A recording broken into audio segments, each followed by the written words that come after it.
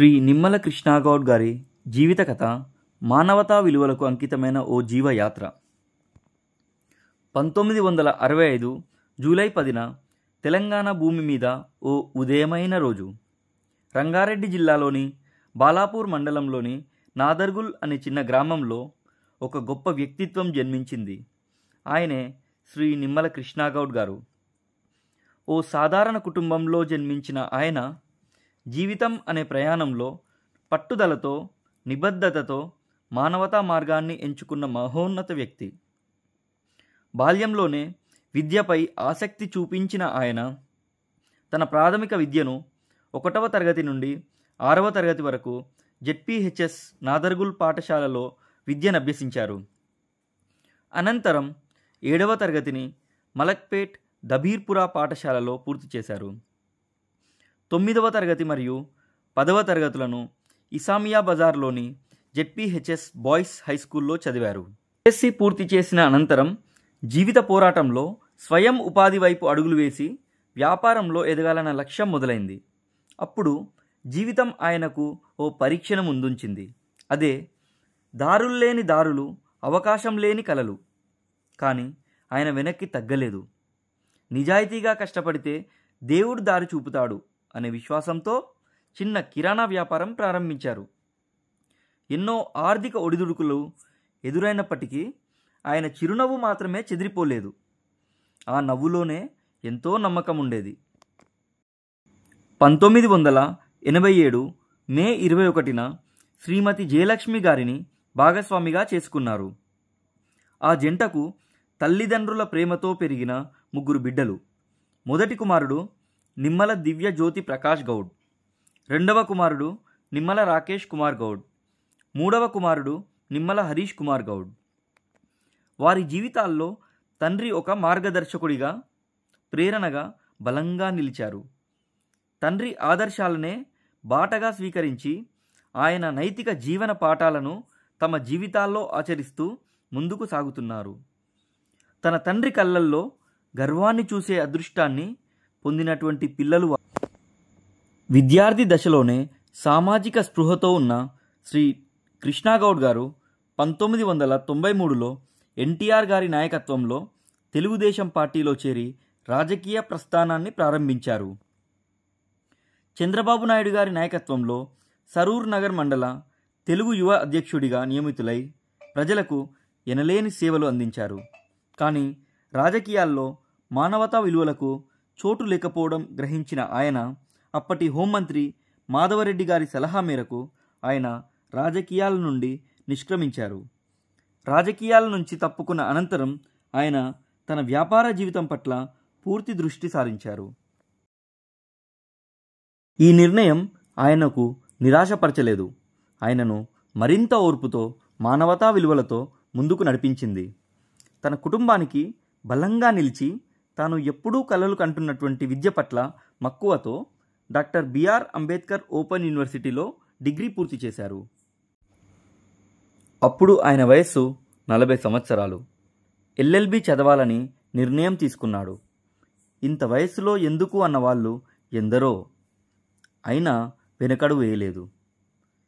చదువుకు వయస్సుకు అడ్డు రాదు అని నిరూపిస్తూ రోజు బస్సులో కాలేజీకి తన ప్రయాణం సాగించి కొత్తపేటలోని మహాత్మాగాంధీ లా కాలేజ్ నుండి 2008వ సంవత్సరంలో లా పూర్తి చేయడం జరిగింది. ఆ తర్వాత న్యాయవాద బార్ కౌన్సిల్లో ఎన్రోల్ చేసుకొని న్యాయవృత్తిలో కొనసాగారు. జూనియర్ న్యాయవాదులు మొదలుకొని సీనియర్ న్యాయవాదుల వరకు అందరి మన్ననలను పొందారు. ఇది ఒక సాధారణమైన విజయం కాదు. ఇది అనేక కుటుంబాలను, అనేక యువతను ప్రేరేపించే ఘట్టం. ఇది ఆయన జీవితంలో మరో స్ఫూర్తిదాయక ఘట్టమని చెప్పవచ్చు. ఆయన భక్తి శ్రద్ధలతో కూడిన వ్యక్తి. అయ్యప్పమాల ధరించి నాదర్గుల్ గ్రామంలో మొట్టమొదటి అయ్యప్ప గురుస్వామిగా పిలువబడ్డారు. భక్తులకి మార్గదర్శిగా, భక్తి నియమాచరణలో ఆచరణాత్మకంగా ముందుండేవారు. అంతేకాకుండా 2001వ సంవత్సరంలో ప్రారంభమైన ప్యారం విజయభారతి విద్యాసాగర్ చారిటబుల్ ట్రస్ట్ అనే అనాథాశ్రమంలో ట్రస్ట్ బోర్డ్ మెంబర్గా కీలక పాత్ర పోషించారు. ప్రారంభంలో కేవలం 2 పిల్లలతో మొదలై నేడు 26 మంది అనాథ పిల్లలకు ఆశ్రయము, విద్యను, ప్రేమను అందిస్తోంది. ఆయన ఎప్పుడూ ఈ పిల్లల గురించి ఆలోచిస్తూ ఒక తండ్రిగా ప్రేమను వారికి అందించడం జరిగింది. మెయింటైన్ చేసుకుంటే మీరు అంత ఎంత క్రమశిక్షణతో ఉండగలిగితే సార్కి అంత ఆనందం అవుతుంది, అంత ఆయుష్ పెరుగుతుంటుంది ఆయనది. అవును, ఆయన ఇప్పుడు ఆమె విజయభారతి గారు ఎవరైతుందో ఆయన వాళ్ళ భార్య గారు, ఆమె ఆశీస్సులు కూడా ఆయనకు మెండుగా ఉన్నాయి. ఆయన మీలాంటి వాళ్ళకి ఇంకెంతో మందికి ఆయన సేవ చేయాల్సిన అవకాశం ఆమె కల్పిస్తుంది, ఆమె ఆశీస్సులు ఇచ్చుకుంటూ. కాబట్టి మీరు అందరూ మంచిగా చదువుకోవాలి, మంచిగా చదువుకొని మంచి క్రమశిక్షణతో నుండి మీరు మంచి పేరు తెచ్చుకొని మీ జీవితంలో మీరు బాగుపడుతుందికి. కాబట్టి మీరు బాగుపడడానికి మీరు మంచిగా చదువుకొని మంచి ఆయనకు సంతోషం పెట్టాలని చెప్పేసి నేను కోరుకుంటున్నా. తప్పకుండా మీరంతా ఆ పేరు నిలబెట్టాలి. ఏమంటున్నా? సరేనా? మంచిగా చదువుకొని మీ పేరు నిలబెడుతుంటే ఆయనకు సంతోషం అవుతుంటుంది. ఆయన బాధ పెట్టొద్దు, మీరు ఆయనను ఎక్కువ ఆర్చుకుంటున్నట్టుగా, ఎక్కువ బాధపడ్డట్టుగా టెన్షన్ పెట్టొద్దు. మీరు ఆయన ఒకసారి ఆయన మాట చెప్తే ఆ మాట ప్రకారంగా మీరు ముందుకు పోండి, మీరు పాటించండి. పాటిస్తే మీ జీవితంలో మీరు బాగుపడుతుందికే. ఆయన మీతో ఆశించేది ఏం లేదు. కాబట్టి ఆయన ఎంత కష్టపడుతుండి వాళ్ళ ఇక్కడికి వచ్చేటోళ్ళు అయినా ఎవరైనా ఆయనను చూసే వస్తున్నారు.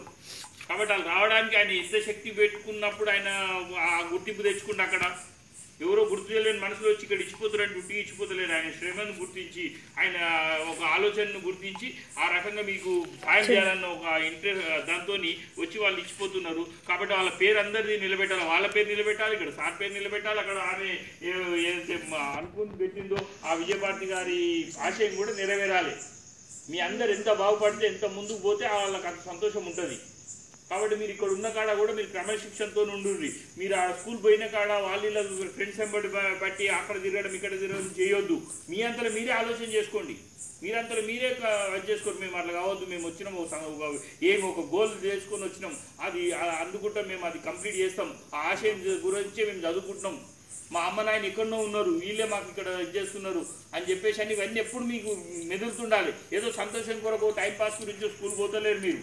ఇప్పుడు వేరే అమ్మ నాయన ఉన్నోళ్ళు తెచ్చుకొని వాళ్ళు తిరిగిపోతారు, వాళ్ళెంబడి మీరు ఫ్రెండ్స్ చేయాల్సిన పని లేదు. మాట్లాడండి, మీ స్కూల్కి సంబంధించిన విషయాలు మాట్లాడుకో, తప్పలేదు. కానీ వాళ్ళు ఇక్కడ పోదాం అక్కడ పోదాం అనుకుంటా ఇవాళ ఎవరు చూస్తలేరు. కానీ ఇక్కడ అక్కడ తిప్పుకోవడానికి పోతే కూడా మీ అంతలో మీరే ఈ రకంగా మీరు అది వేసుకోవాలి. మీ అంతలో మీరే వాళ్ళకు చెప్పుకోవాలి, మేము రాము, మేము ఇట్లా చదువుకుంటామని. మీరు అంతా ఫస్ట్ క్లాస్లో రిజల్ట్ తెచ్చుకోవాలి. అప్పుడు ఎంత మంచి రిజల్ట్ తెచ్చుకోరు. ఇప్పుడు భాగ్యలక్ష్మి కానీ బలవంత్ రెడ్డి కానీ వీళ్ళు ఎంత తెచ్చుకోరో మీరు కూడా అట్లా తెచ్చుకోవడానికి ప్రయత్నం చేయాలి. మీరు కూడా అట్లా రావాలి.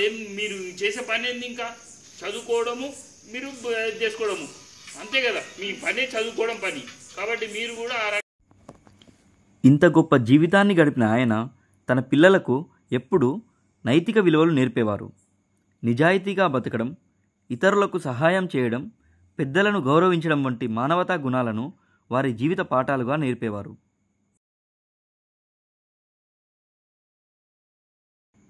శ్రీ నిమ్మల కృష్ణాగౌడ్ గారి జీవితం పట్టుదల, నిబద్ధత, మానవతా విలువలతో నిండిన జీవితం. ఆయన కుటుంబానికే కాదు, సమాజానికి మార్గదర్శకుడు. ఆయన చేసిన ప్రతి సేవ, ప్రతి మాట, ప్రతి విలువ ఈ తరం నుండి భవిష్యత్ తరాలకు జ్ఞాపకంగా నిలవాలని కోరుకుంటూ సెలవు తీసుకుంటున్నాను. జై Hind.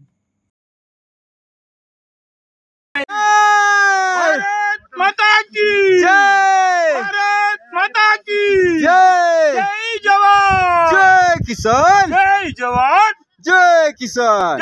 I love you. I love you.